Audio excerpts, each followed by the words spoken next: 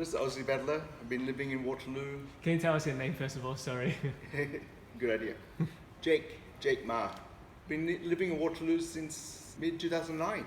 It's diverse and it's mixed with all sorts of people. Have you heard any myths about Waterloo that you feel are untrue? Well, what I've heard is that it is dangerous. A lot of drugs and crime.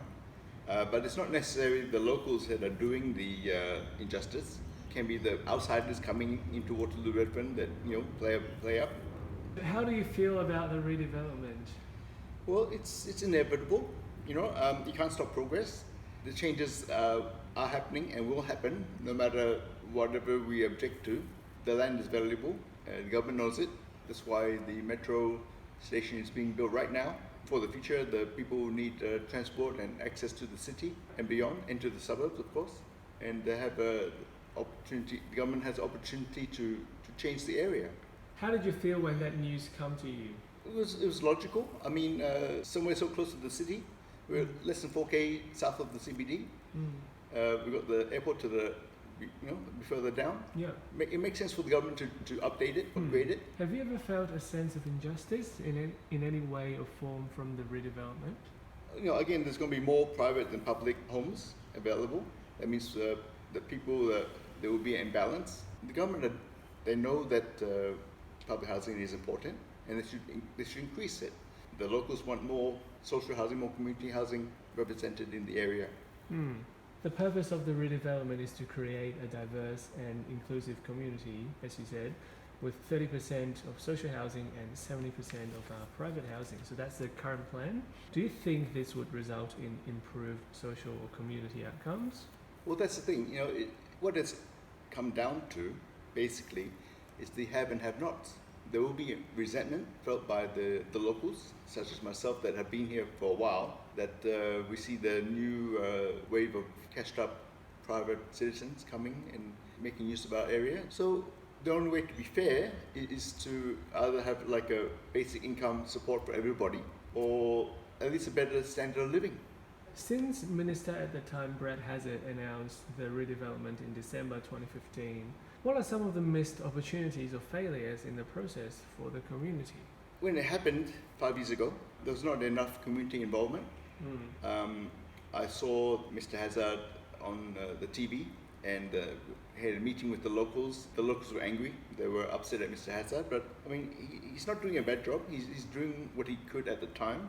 And the people are more involved now that getting further into this redevelopment project. What would you like to see out of this redevelopment? The facilities need to be upgraded or even made available, and also the better transport, which the metro will provide. In the food court, we need a hospital, more lighting on the street.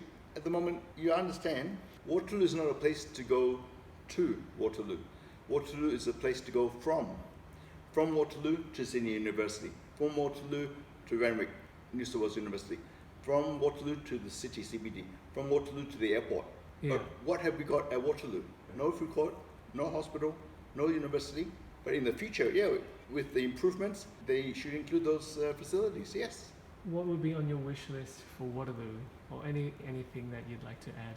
Yeah, finally? well, definitely this area to progress, we need to have less crime, better support networks for people with disabilities, and more funding for community centres like yourself. All right. Thank you. Yeah, good, always. Okay. Yeah. Ready? I'm ready. Oh, okay. My name is Auntie Lamont Brown. I've been living in Australia for 20 years. And when I first got here, I lived in Manly. Then I got put out of there and became homeless. Anyway, I ended up in Waterloo. I'm quite happy with the people are nice. My wife's a bank manager. We have one son. I have my undergraduate degree in accounting and my master's in computer science. Then I came to Australia and I've been here ever since. What do you think of your community here? Oh, the community. I don't have any problems with it. Majority of the people that I see on the street smile and say, "How are you?" So I don't find any problem with the people that live here. But I've heard some tales about some people that do live here that I wouldn't want to be living around. But as far as myself, no, no problem. Okay. What are some of the myths about Waterloo that you've heard, and how do you feel about them? Yeah, I've heard a lot of negative things about Waterloo, starting with the block. I had no idea what to expect, and I didn't think about it. And I heard that, if you go down there, you're going to get robbed, walking by yourself. So I lived in New York too long to have to worry about stuff like that.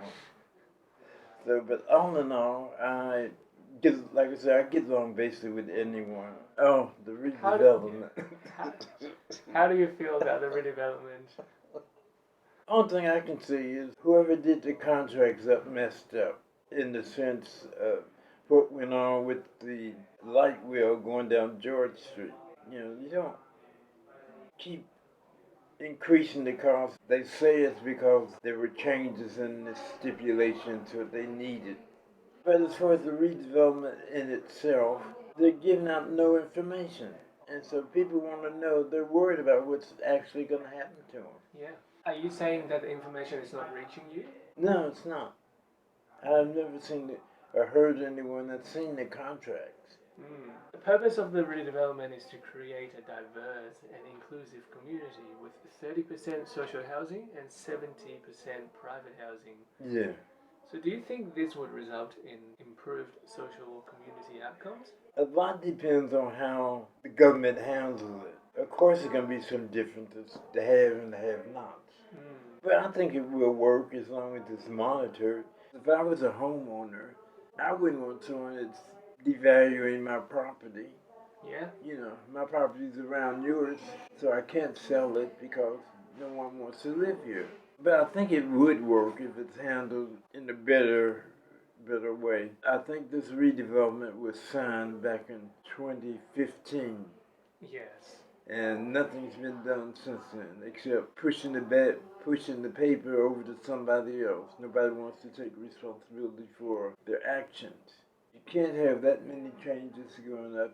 When I worked in Saudi Arabia, I also dealt with contracts, reviewing these contracts, and that was always a good thing for other people to get their hands on. I think if it's handled properly, I think it still can be a viable system. Yeah. If you could speak to the minister responsible of the redevelopment right now, what would you say to him or her? The main thing I would say to the minister, get off your bum and see some action instead of just talk. My bottom line is some action. A plan that anyone can look at and understand, and they should also give a date line on when this is going to happen. I mean, you can't say, this is going to happen, but when? No one knows. But I must say, I think the project as it's planned is a good development system. It's just, there's too many, loopholes open. If I'm a homeowner or I rent my flat, let me know what's going on. I mean, just don't say tomorrow you got to move out so we can tear your place down and bring some more people in. That's not fair. Is there any final thoughts that you'd like to raise? Would be for the community, this redevelopment happens at a faster pace than it has in the past, and to keep the tenant aware of things, if not, they're going to revolt, and you can't blame them. All right, thank you, Mr. T. All right, thank you, sir. So where's this going to be televised? It's going on Facebook. Facebook? Yes. Oh, okay. Well, let me know when it's in there. I'll have a look at it. Thank you, Mr. T. All right, no worries.